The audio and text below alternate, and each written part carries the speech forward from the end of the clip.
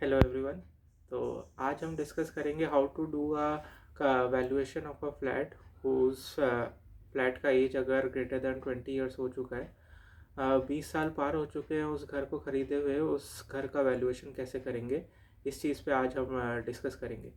तो वीडियो शुरू करने से पहले मैं रिक्वेस्ट करना चाहूँगा कि आप प्लीज़ शेयर करिए इस वीडियोस को ज़्यादा से ज़्यादा अपने फ्रेंड्स, फैमिली, रिलेटिव्स में, क्योंकि मैं रियल एस्टेट बेसिक्स कवर कर रहा हूँ जो मोस्ट ऑफ द यूट्यूबर्स नहीं कवर कर रहे हैं। आप लाइक कर दीजिए अगर आपको ये कंटेंट पसंद आता है, और सब्सक्राइब कर दीजिए अगर आप मेरे कंटिन्यूसली वीडियोज़ जब भी मैं अपलोड करता हूँ आप देखना चाहते हैं। तो जी वीडियो से स्टार्ट करते हैं। तो ये वैल्यूएशन होती कैसे है?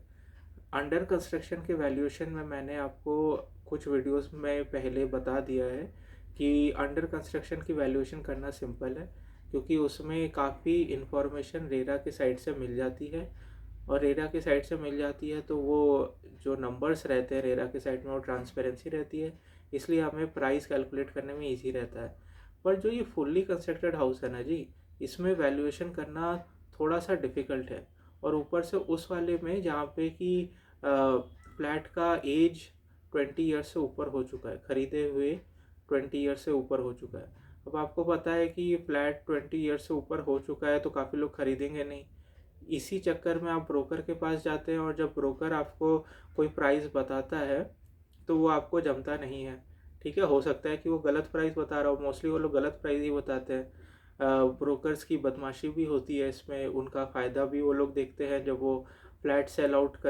जब आप उनके पास फ्लैट सेल आउट करने जाते हैं तो आप एक मोटा मोटा आंकलन लेके चलिए कि आप पैरामीटर कैसे मेजर करेंगे। एक सिंपल सा है, ये कोई हार्ड एंड फास्ट रूल नहीं है, लेकिन अगर आपका इस पैरामीटर में बैठ रहा है तो आप तुरंत उस घर को सेल आउट कर दीजिए। पैरामीटर ये है कि अगर आपका घर का जो रेंट है, आज जो किराया आता है, वो आप महीने में आता होगा, उसको आप साल में कन्वर्ट कर लीजिए इंटू 12 करके। जैसे ही आपके पास साल का रेंट आता है, उस साल के रेंट को आप 35 या 40 से मल्टीप्लाई कर दीजिए। ऐसा मैं क्यों कह रहा हूँ, इसका मतलब मैं आपको ये कहने को कह रहा हूँ कि अगर आज आपका फ्लैट का वैल्यूएशन 35 से 40 साल के किराया के बराबर आ रहा है, तो मैं चाहता हूँ और मैं आपको सजेस्ट भी करता हूँ कि प्लीज़ आप वो फ्लैट बेच दीजिए। वो फ्लैट बेच देने से आपको बहुत फ़ायदा होगा, क्योंकि जैसे ही 20 ईयर्स पार होता है, ये 20 ईयर्स को मैजिकल फिगर नहीं है, अगर कंस्ट्रक्शन क्वालिटी अच्छी नहीं है तो 20 ईयर्स से आप 15 ईयर्स भी कर सकते हैं। अगर कंस्ट्रक्शन क्वालिटी अच्छी है तो 20 ईयर्स मैं बेस मान के चल रहा हूँ। अगर 20 ईयर्स के ऊपर प्रॉपर्टी जाती रहती है तो आप देखोगे ग्राफ धीरे धीरे धीरे धीरे डिक्लाइन करने लग जाता है। ऐसे काफ़ी द्वारका के फ्लैट्स भी हैं जो 1980s में बने हैं, उनके रेंटल यील्ड बहुत ही अच्छे हैं, लेकिन उतना जो अमाउंट आता है रेंटल यील्ड, मान लीजिए 3 लाख आता है रेंटल यील्ड आज के ज़माने में। द्वारका का फ्लैट 1980 में डीडीए का ख़रीदा हुआ एमआईजी फ्लैट जब उन्होंने 1.5-2 लाख में लिया था, तो आज उसका रेंट हर साल 3 से 4 लाख आता है। तो यहाँ तो रेंटल यील्ड 200% होगी, क्लोज टू 200% होगी, लेकिन उस 3 से 4 लाख में आप कुछ कर नहीं पाओगे।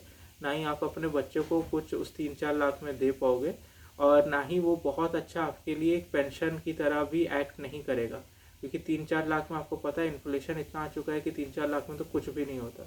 आप एकदम बिलो पुअर क्लास जो होता है वो 3 से 4 लाख उससे भी ज़्यादा कमा लेता है, और वो टैक्स भी नहीं देता है। इस चीज़ पे भी मैं एक वीडियो बनाऊंगा अलग से। तो आपको टैक्स भी देना पड़ता है, और उस 3 से 4 लाख का रेंट लेके आपको कुछ फ़ायदा नहीं है। तो मैं आपको क्या कह रहा हूँ कि आप वो घर बेच दीजिए। आप बोलेंगे घर मैं क्यों बेच दूँ, वो तो मेरी धरोहर है। ठीक है, अगर आपका कोई पैटर्नल या मैटरनल की साइड से आया है, गांव का घर है, तो गांव का घर मत बेचिए, उसको बेचने को नहीं बोल रहा हूँ।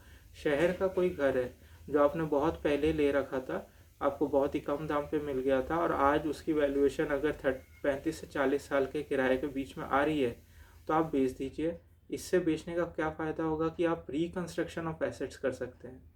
रिकंस्ट्रक्शन ऑफ एसेट्स मतलब जो भी आपके पास इनिशियल जो एसेट्स हैं, उस एसेट्स को बेच के आप क्या मल्टीपल प्रॉपर्टीज़ ले सकते हैं, ताकि आप फिर से उसी गेम में आ जाए।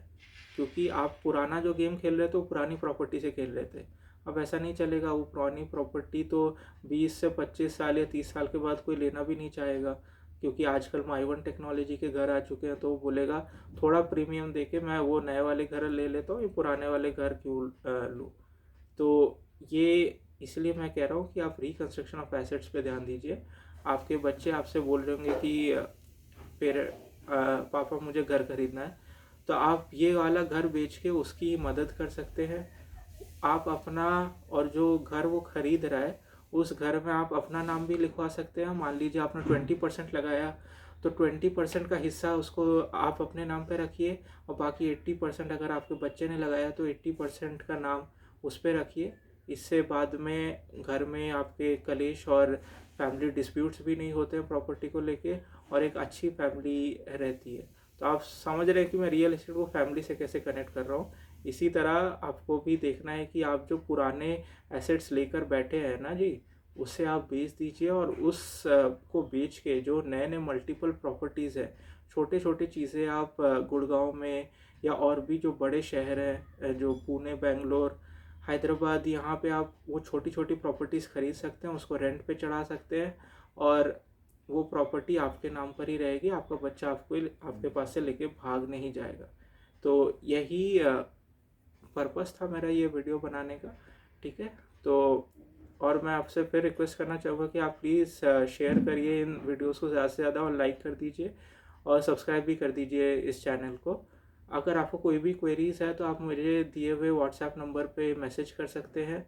ऑल्सो मैं real estate webinar info group का लिंक मैंने व्हाट्सएप सब्जेक्ट पे दे रखा है, आप उसे क्लिक करके आप ज्वाइन भी कर सकते हैं। Thank you very much.